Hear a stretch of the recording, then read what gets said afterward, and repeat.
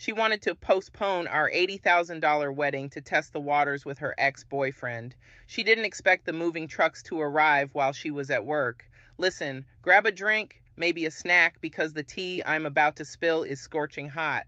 I'm talking third-degree burns, honey. I need to get this off my chest because I feel like I've been living in a fever dream for the last 6 months. I did the thing that every guy jokes about doing, the thing every person who's ever been second best fantasizes about at 3 a.m., but nobody actually has the guts to execute. Until me. Let me set the stage so you understand the sheer magnitude of the audacity I was dealing with. I'm Carter, 33, a regional sales director for a massive medical device company. I was based in Chicago. I've been grinding in this industry for 5 years, clawing my way up from being the guy carrying sample cases into hospitals at 6 Mile AM to the guy signing the contracts. It's high stress, high reward. I'm not flying private, but I make enough that I don't look at the price of guacamole at Chipotle. I was with Elena for 2.5 years. Elena is 30, a landscape architect. And let me tell you, she is one of those women who curates her entire existence. She walks into a garden and judges the hydrangeas. Her Instagram is a beige and sage green mood board of perfection. We met at a gallery opening. She was critiquing the lighting. I was there for the open bar. We clicked. She was sharp, funny, and she made me feel like I was part of this elevated world. Fast forward to year 2. We bought a gorgeous historic graystone in Lincoln Park. Expensive? Yes, but it was the neighborhood, good schools, walkable, leafy streets. Elena spent a year renovating the backyard. I'm talking imported limestone pavers, a custom pergola, plants I can't even pronounce. I just wrote the checks. I wanted her to be happy. I loved her. I thought she was it. I proposed 18 months ago on a boat on Lake Michigan, sunset, champagne, professional photographer hiding in the cabin. She cried. I cried. It was picture perfect. Literally, she posted the photos before we even docked. The wedding planning, a nightmare. A beautiful, expensive nightmare. Elena had a vision. We booked this industrial chic loft venue in the West Loop, exposed brick, chandeliers, skyline views. We had 200 guests confirmed. My side was maybe 50 people, family and college buddies. Her side, everyone she had ever met since kindergarten. We were 2 weeks out. 2 weeks. The custom suits were fitted, the band was booked, the catering, herb-crusted halibut and filet mignon was finalized after 4 tastings because Elena thought the sauce was too aggressive the first 3 times. We had tickets to the Maldives for the honeymoon. Everything was paid for. Everything was set. Then came that Thursday. We were sitting in our living room with our wedding planner, Jessica. Jessica is a saint, by the way. She's going through the timeline. Ceremony at 5:30, cocktails at 6:15, speeches at 7:30. I'm nodding along, visualizing the day. But Elena, she's checking her phone. Not just a glance, she's engaging in a full-blown text conversation under the table. Jessica leaves around 10:30 p.m. I'm in the kitchen making a list of last-minute errands. I'm writing down pick up tux, confirm limo, get cash for tips. Suddenly, I hear the sound. It's a gasp followed by a sob. I rush into the living room. Elena is on the sofa, clutching her phone, shaking. I panic. I'm thinking, is it her dad? Did the venue burn down? I sit next to her, rub her back. Babe, what is it? Talk to me. She looks up, her face streaked with mascara, and drops the first bomb. Liam texted me. My blood went cold. Liam, the ex, the guy she dated for 3 years in her early 20s, the one who got away. He moved to London for a finance job, and they broke up because distance is too hard, not because they fell out of love. She hadn't mentioned his name in 2 years. I tried to play it cool. I swallowed the lump in my throat and said, okay, weird timing, but did he just say congrats? She shakes her head, tears flying everywhere. He's back, Carter. He moved back to Chicago 2 days ago. He's divorced. He texted me because he wants to see me. I'm freezing up. The room feels like the air was sucked out of it, but I'm still trying to be the rational, supportive fiancé. Okay, well, you can tell him you're getting married in 14 days and you wish him well. She looks me dead in the eye, and this is the moment my life fractured. She whispers, I don't think I can do that. I still love him. I stared at her. The clock on the mantel was ticking so loudly it sounded like a bomb. Tick, tick, tick. "Excuse me?" I asked, my voice barely a whisper. "I love you, Carter," she sobbed, grabbing my hand. I pulled away like she burned me. "I do love you," but when I saw his name, when I knew he was back, it all came rushing back. I never got closure. I never stopped wondering, what if? I stood up. I felt like I was going to throw up on the rug she spent 3 weeks picking out. "So, what are you saying, Elena? You want to cancel the wedding?" And then the audacity, the absolute unmitigated gall of this woman. She looks at me with these big pleading doe eyes and says, "I don't want to cancel. Can we postpone maybe 6 months? I just need time to figure out what this means. I need to see him, Carter. I need to know if what we had is real or just a memory. If I marry you now, I'll always wonder. I need to get him out of my system so I can be fully yours." If you're already shook, hit that like button because I haven't even gotten to the worst part yet. This woman really looked me in the face and asked for a hall pass to date her ex-boyfriend while keeping me on the hook as plan B. She wanted to pause our marriage and the $80,000 we'd spent so she could test drive the old model and see if she still liked the handling. Something inside me snapped. It wasn't anger, it was clarity.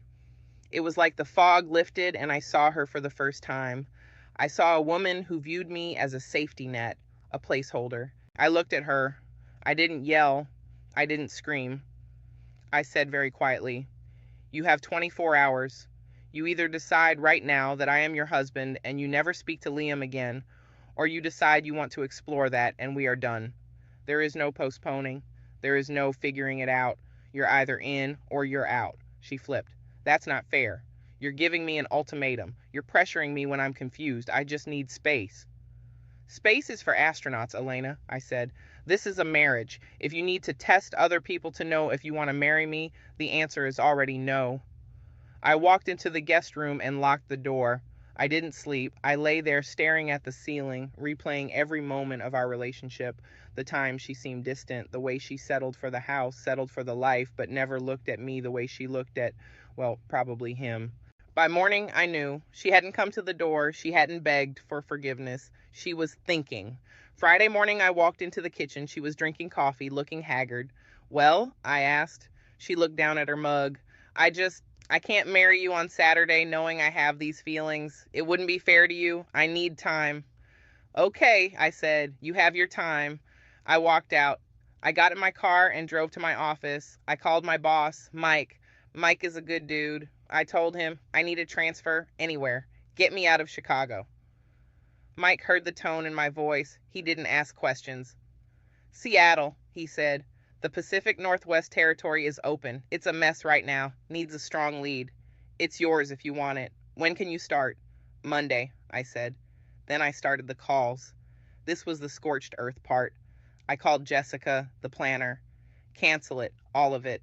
She gasped. "Carter, are you sure? The deposits—" "I don't care about the money," I told her. "Burn it down. Tell the vendors. Tell the venue." I called the caterer. Canceled. Ate the $5,000 deposit. I called the band. Canceled. I called the florist. Canceled. Then I called the realtor who sold us the house. List it. Monday morning. Under market value for a quick sale. I went to Home Depot and bought 50 boxes and a tape gun. I called a moving company and paid a rush fee that would make your eyes water to have a truck there by 1 p.m. I went back to the house around noon. Elena was at work. She thought we were in a holding pattern. She thought she had bought herself time to go see Liam, have a little rom-com moment, and then decide if she wanted to come back to her safe, reliable fiancé. I packed everything, my clothes, my books, my kitchen gadgets. I took the espresso machine I bought. I took the dog, Buster. He's a Rottweiler mix, the best boy. Elena liked the idea of a dog, but hated the hair. Buster was coming with me. When Elena pulled into the driveway at 5 p.m., the moving truck was just closing its back doors. She ran into the house, saw the empty shelves, the boxes gone, the echo in the hallway. I was standing there, holding Buster's leash and my keys. "What are you doing?" she screamed. "Carter, what is this?" "You wanted space," I said, my voice dead calm. "I'm giving you the whole house for the weekend anyway. It goes on the market Monday." "You can't just leave. We were supposed to talk. I just wanted to postpone." I don't postpone my life for someone who isn't sure about me, I said. I canceled the wedding. Everyone has been notified. The vendors are gone. The honeymoon is canceled. I'm moving to Seattle. She collapsed. Full on meltdown, snot, tears, hyperventilating. You're throwing away 2 years because I was honest with you? I never said I didn't love you. You said you loved him, I corrected, and that's enough. I walked out the door, got in my SUV with Buster, and drove to a hotel near O'Hare. I blocked her number. I blocked her on Instagram. I blocked her family. Saturday, the day we were supposed to get married, I was driving through the Badlands in South Dakota, listening to a podcast with Buster's head out the window. It hurt. God, it hurt like hell. I cried somewhere around Minnesota, but I didn't turn around. Update 1, 2 weeks later. I'm writing this from a rainy Airbnb in Capitol Hill, Seattle. I've been here for 10 days. The air here is crisp, smells like pine and ocean. It's good for the soul. Make sure you're subscribed because the update I'm about to drop is going to make you scream. You want to know what happened to Elena? My best friend Mark, who is still in Chicago, has been feeding me the intel. So that Saturday, the wedding day, Elena spent it crying at her parents' house, but by Tuesday, 3 days later, she decided to cash in that hall pass she blew up her life for. She met up with Liam. Mark sent me screenshots from a mutual friend's Instagram story. Elena and Liam at a wine bar in River North. She looked trying too hard, laughing a little too widely. The caption was some vague nonsense like trusting the universe's timing. Barf. Wednesday, they went to dinner. Thursday, Liam dumped her. You heard me. The man she destroyed our engagement for, the love of her life, the one who got away. He took her out twice, slept with her, allegedly, but come on, and then told her, I'm not really looking for anything serious right now. I just got divorced. I need to be single for a while. The man played her like a fiddle. He saw an ex-girlfriend who was available and eager. He got an ego boost. He got laid, and then he dipped. Elena spiraled. She tried to call me. My block list shows 47 block calls in one day. She left voicemails on my work line, which I can't block, sobbing, Carter, I made a mistake. He's not who I thought he was. I was just scared of the commitment and I panicked. Please, can we talk? I'll fly to Seattle. I love you. You're the one. Please don't sell the house. The house? Oh, honey, the house sold in 3 days. A cash offer from a developer. We closed fast. I wired her half of the equity yesterday. It was a nice chunk of change, sure, but she has nowhere to live. She's staying in her childhood bedroom at her parents' house. I didn't respond to the voicemails. I deleted them. I did send one email. Subject, closure. Elena, the house is sold. Your check is in the mail. I wish you the best in finding what you're looking for, but you will not find it with me. Do not contact me again. It felt cold. It felt cruel, but it also felt like survival. Update 2, 3 months later. Seattle is amazing. I didn't realize how much I hated the flat, gray Midwest winter until I saw the mountains here. I bought a Jeep. I go hiking every weekend with Buster. I've lost 15 pounds just from not stress eating deep dish pizza and drinking beer to cope with wedding planning. Work is going great. The messy territory my boss gave me, I cleaned it up. I closed 2 major hospital system contracts last month. My commission check was, well, let's just say the wedding loss has been recouped and then some. And Elena, word travels fast. Her landscape architecture business relies heavily on referrals from the wealthy social circles in Chicago. You know, the same people who were invited to the wedding I canceled 2 weeks out.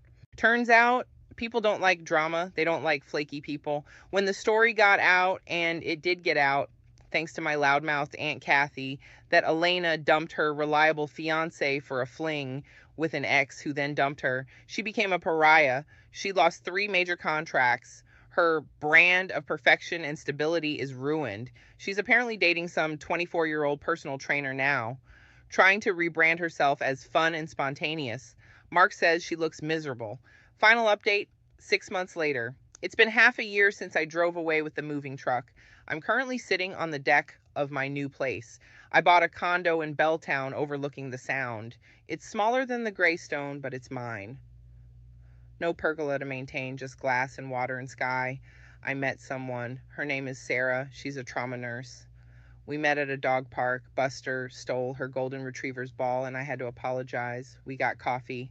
It's different. It's easy. And we don't care about aesthetics. And we order takeout and watch bad sci-fi movies. She doesn't hide her phone. She doesn't talk about the one who got away. Last week, I got a LinkedIn notification. Elena viewed my profile. Then she viewed it again. Then I got a letter in the mail. No return address, just a handwritten note. I saw you got the promotion. Congratulations. I think about you every day. I'm sorry I didn't realize what I had until I broke it. If you ever come back to Chicago, I walked over to my shredder, dropped it in, and watched it turn into confetti. I'm not going back to Chicago. I realized something massive through all this. I spent so much time trying to be the perfect guy for Elena, the provider, the rock, the guy who pays for the limestone pavers, that I forgot to ask if she was the right person for me. She wasn't. She was a lesson, a very expensive, painful lesson. But the view from here, from Seattle, with Sarah laughing in the kitchen and Buster sleeping at my feet, it's priceless. I dodged a bullet, guys. It wasn't a bullet, it was a nuclear warhead. And I'm just grateful I had the self-respect to cut the wire before it detonated on my wedding day. So let me ask you this. If your partner asked to postpone the wedding to test drive an ex, would you have given them a second chance? Or would you have packed the truck like I did? Let me know in the comments, and don't forget to subscribe for more stories. Peace.